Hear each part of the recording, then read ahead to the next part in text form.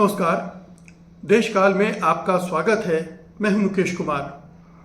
दोस्तों, वैसे तो कोई भी उत्तर प्रदेश के मुख्यमंत्री योगी आदित्यनाथ से अपेक्षा नहीं रखता है कि वो बहुत शालीन भाषा में सभ्यता के साथ कोई बात कहेंगे या कोई काम करेंगे। उनके हर अंदाज में एक बहुत ही तीखा जहरीलापन होता है, और ख़ास तौर पर तब जब वो दूसरे समुदाय को संबोधित कर रहे होते हैं, दूसरे समुदाय के लोगों को संबोधित कर रहे हैं, और उसमें भी ख़ास तौर पर तब जब सामने मुस्लिम समुदाय का कोई नुमाइंदा हो या कोई मुस्लिम समुदाय की गतिविधि हो, उसको टारगेट करते हुए वो और भी हिंसक और विषैले हो जाते हैं। मसलन जिस तरह से उन्होंने विकसित भारत से जुड़े एक कार्यक्रम में विकसित यूपी विजन 2047 के कॉन्क्लेव में अचानक जिस अंदाज में, जिस भाषा में धमकियां दी, वो भाषा दरअसल किसी मुख्यमंत्री की तो हो ही नहीं सकती, किसी एक सधे हुए राजनीतिज्ञ की नहीं हो सकती है। वो किसी अपराधी किस्म के व्यक्ति की हो तो समझ में आता है, जिसे राजनीति के संस्कार ना मिले हों, जिसे सार्वजनिक जीवन के संस्कार ना मिले हों, जिनके माता पिता ने उन्हें ये ना बताया हो कि कब किस बात को किस तरह से सामने रखना चाहिए, वो अगर ऐसा करें तो समझ में आता है। लेकिन ये काम योगी आदित्यनाथ ने किया, जो उत्तर प्रदेश के मुख्यमंत्री हैं। उन्होंने क्या कहा?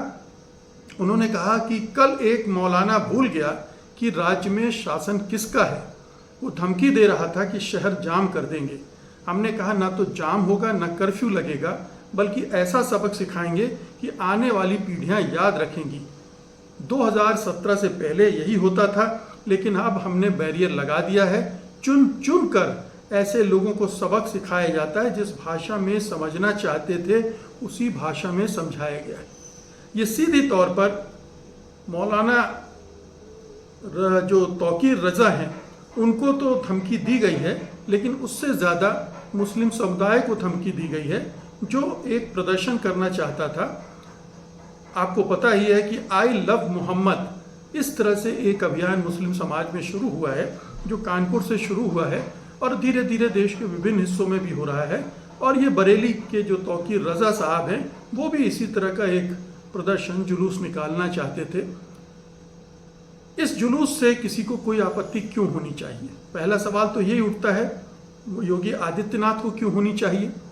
किसी भी व्यक्ति को क्यों होना चाहिए? अगर वो शासन प्रशासन के दायरे में रहकर कानून व्यवस्था का ध्यान में रखते हुए कोई प्रदर्शन, कोई जुलूस निकाला जाए, तो इसमें क्यों आपत्ति होनी चाहिए? ये उनका धार्मिक और लोकतांत्रिक दोनों अधिकार है, जैसे कि दूसरे धर्मों के लोगों को है। हिंदू धर्म के लोग जब तब इस तरह के प्रदर्शन भी करते रहते हैं, जलसे जुलूस भी निकालते रहते हैं, तब मुख्यमंत्री योगी आदित्यनाथ की भाषा इस तरह तो नहीं होती है। उनके लिए तो खुली छूट है, और दूसरे समुदाय अगर कुछ इस तरह की चीज़ें करना चाहें तो उनके ऊपर तमाम पाबंदियां हैं, उनको एतराज़ होने लगता है। आई लव मोहम्मद, ये इसमें कहाँ से कोई उत्तेजना वाली बात है, कहाँ से इसमें भड़काने वाली बात है, कहाँ से ये किसी को चुनौती देने वाली बात है?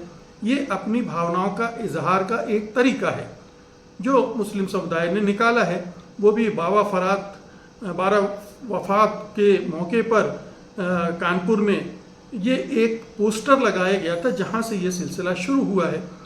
लेकिन ये योगी आदित्यनाथ की आंखों में चुभ रहा है, क्योंकि उन्हें लगता है कि अगर उनके राज्य में मुस्लिम समुदाय हैं तो उसे दोयम दर्जे के नागरिक के तौर पर ही रहना चाहिए। उसे सिर उठाकर जीने का अधिकार नहीं है, उसे अपनी भावनाएं, अपनी इच्छाएं व्यक्त करने का अधिकार नहीं है। और अगर वो ऐसा करेंगे तो वो वही करेंगे जिसकी धमकी वो दे रहे हैं। तो एक तो वो धार्मिक आधार पर धमकियां दे रहे थे, दूसरा उन्होंने यही नहीं किया, उन्होंने मतलब इसकी भाषा और मैं थोड़ा सा एक्सप्लेन कर दूं। योगी आदित्यनाथ ने यह भी कहा, पहले जब भी त्योहारों का मौसम आता था हिंसा शुरू हो जाती थी, कभी कभी लोग अपनी बुरी आदतें छोड़ नहीं पाते, इसलिए उनकी डेंटिंग पेंटिंग की करने की ज़रूरत है ताकि हम उनकी बुरी आदतों को सुधार सकें। ये मुस्लिम समुदाय के लिए है, तौकीर रज़ा के लिए भी हो सकता है, लेकिन ज़्यादा जो मैसेज दिया जा रहा है वो मुस्लिम समुदाय को दिया जा रहा है कि आपकी डेंटिंग पेंटिंग हम करेंगे, ठोकाई बजाई करेंगे। इसको अगर ट्रांसलेट करें हिंदी में तो वो ये कहना चाहते हैं, और ये मुख्यमंत्री योगी आदित्यनाथ की भाषा है। वो इतने बड़े प्रदेश के मुख्यमंत्री हैं, वो इस भाषा में सार्वजनिक संवाद करते हैं।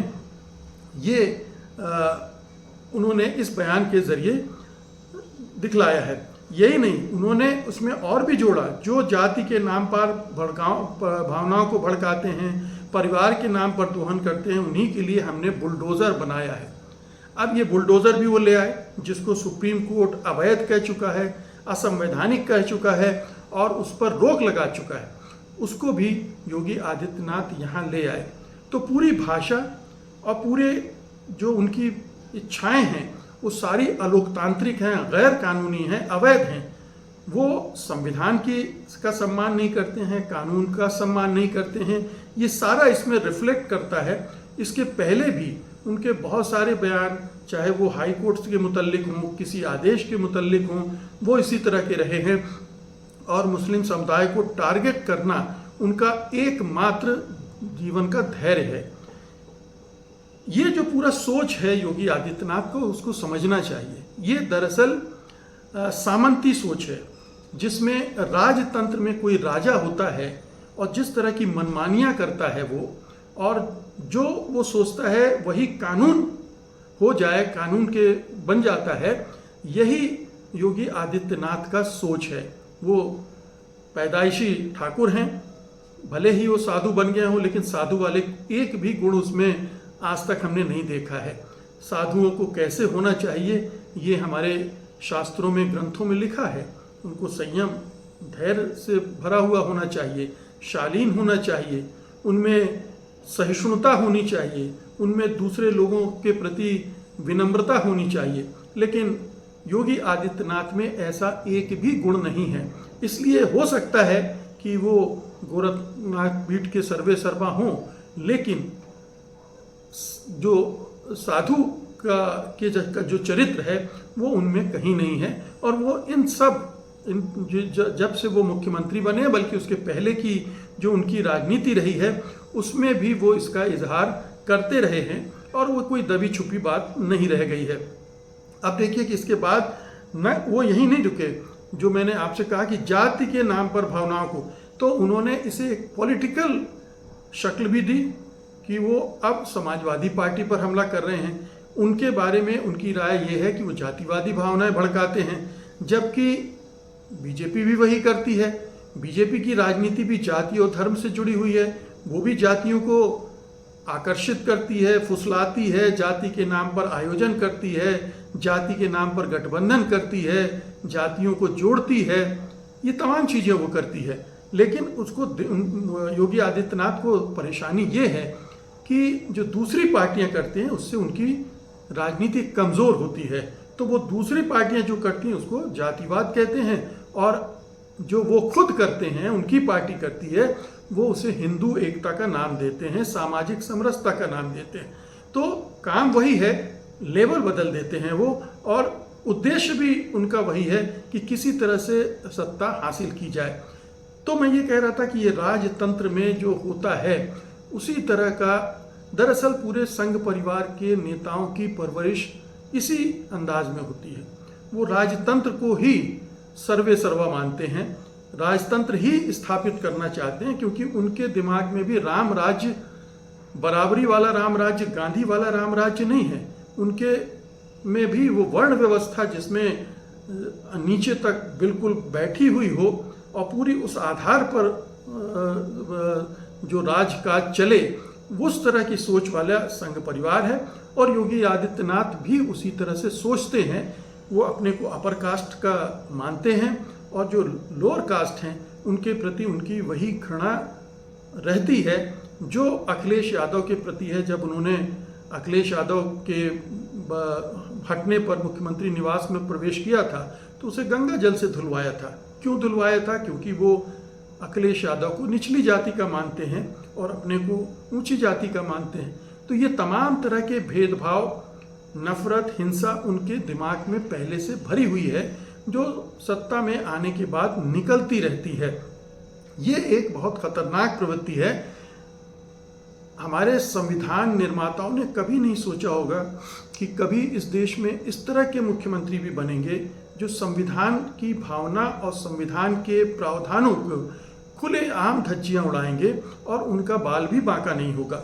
और हैरत इस बात की भी है कि जो उनके समर्थक हैं, जो अपने आप को सनातनी कहते हैं, हिंदू धर्म जिनके लिए सर्वोपरि है, वो योगी आदित्यनाथ के इस अन्याय को, इस अत्याचार को, इस भेदभाव को अपने धर्म के विरुद्ध नहीं समझ पा रहे हैं कि ये हिंदू धर्म के विपरीत है, जिसमें इस तरह के भेदभाव की गुंजाइश नहीं होनी चाहिए।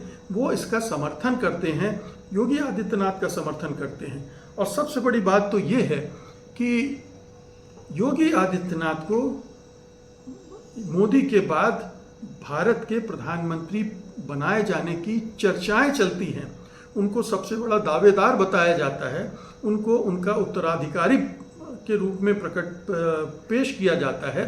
लेकिन सोचिए कि जो व्यक्ति एक राज्य में इस तरह की भाषा के साथ इस तरह की शासन चला रहा हो, जिसमें इतना ज़्यादा भेदभाव हो, जिसमें इतनी ज़्यादा हिंसा हो, जिसमें इतना ज़्यादा अत्याचार और अन्याय भरा हो, वो अगर देश का प्रधानमंत्री बनेगा तो इस देश का क्या होगा।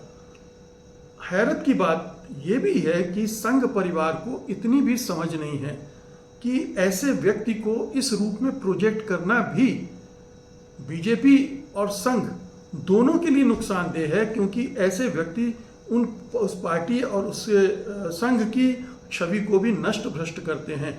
जो भी बीजेपी की अच्छी छवि बनी थी वो अटल बिहारी वाजपेयी की वजह से बनी थी, लाल कृष्ण आडवाणी की वजह से भी नहीं बनी थी, मुरली मनोहर जोशी की वजह से भी नहीं बनी थी, सुषमा स्वराज और अरुण जेटली की वजह से भी नहीं बनी थी। वो छवि जो बनी थी, जिसमें उन्हें उदारता का प्रतीक भी मान लिया गया था बीजेपी के लिहाज से, और उनसे बहुत सारे लोग जुड़ जाते थे, दूसरी पार्टियों के भी उनका नेतृत्व भी स्वीकार कर लेते थे। लेकिन आज की भाजपा अलग है, आज का संघ परिवार अलग है, संघ का एजेंडा अलग है, भाजपा का एजेंडा अलग है, और उस एजेंडे में न लोकतंत्र के लिए जगह है, न संविधान के लिए जगह है, बल्कि इनको मिटा देने, इनको तहस नहस करने की भावना बहुत प्रबल होती जा रही है। और यही हम मोदी सरकार के रुख में भी देखते हैं। मोदी सरकार, प्रधानमंत्री मोदी भले ही उत्तर प्रदेश के मुख्यमंत्री योगी आदित्यनाथ की तरह जहरीली भाषा न बोलते वो भी हैं, लेकिन उनके अनुपात में 10, 20, 25% कम ही बोलते हैं। लेकिन उनके काम करने का ढंग वही है, डंडा मारो। आपने लद्दाख में देखा जिस तरह से बिहेव किया सोनम वांगचुक के साथ, और हमने देखा किसान आंदोलन के दौरान वहाँ किस तरह से व्यवहार किया, CAA के खिलाफ जो आंदोलन हुए थे उसके मामले में उसका रुख और उनका व्यवहार किस तरह से रहा।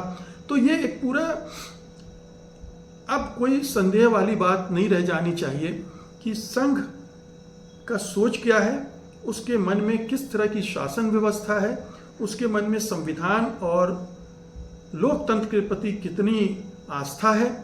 उनके अंदर ये सब नहीं है। वो जिस व्यवस्था की स्थापना के लिए राजनीति में है, वो उसी दिशा में बढ़ रहे हैं, और वो दिशा भारत के भविष्य को अंधकार में बनाने की दिशा है, जिसमें भारत में लोकतंत्र नहीं होगा, धार्मिक आधार पर अत्याचार होंगे, अन्याय होंगे, भेदभाव होंगे, हिंसा होगी, और उस हिंसा को, उस अत्याचार को महिमा मंडित किया जाएगा।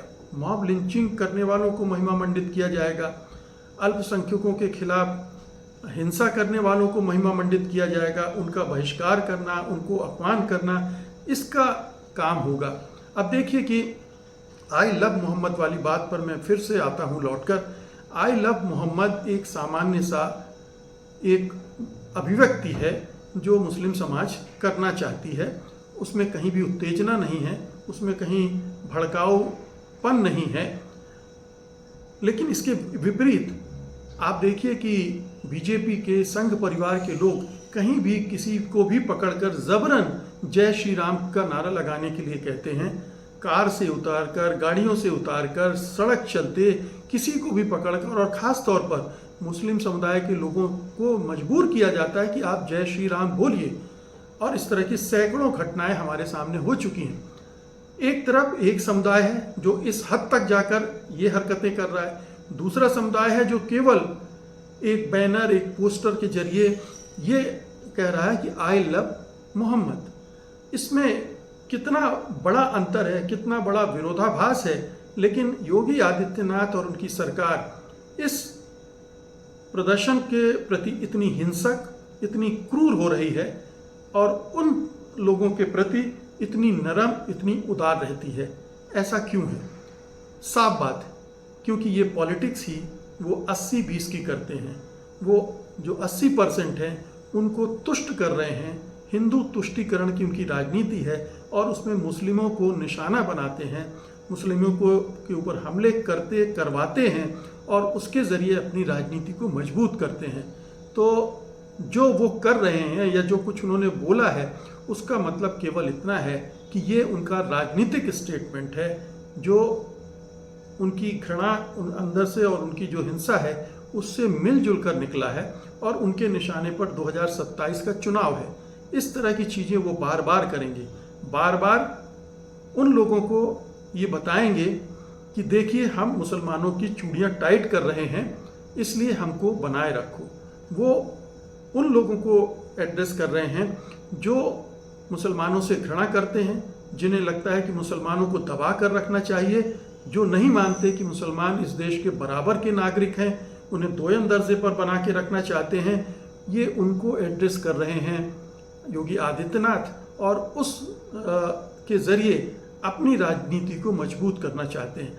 और ये इसलिए भी करना पड़ रहा है उनको क्योंकि 2024 के लोकसभा चुनाव में बीजेपी को बुरी गति बनी थी उत्तर प्रदेश में, और ये पूरी आशंका है कि 2027 में भी उनके हाथ से सत्ता फिसल सकती है। तो सत्ता फिसलने ना पाए इसके लिए वो 80-20 का खेल और भी ज़्यादा उसको सुलगा रहे हैं, आंच बढ़ा रहे हैं, ताकि ये पोलराइजेशन बढ़ता जाए और 2027 के चुनाव में उसका वो लाभ उठा सकें। बहुत बहुत शुक्रिया आपका। धन्यवाद। नमस्कार।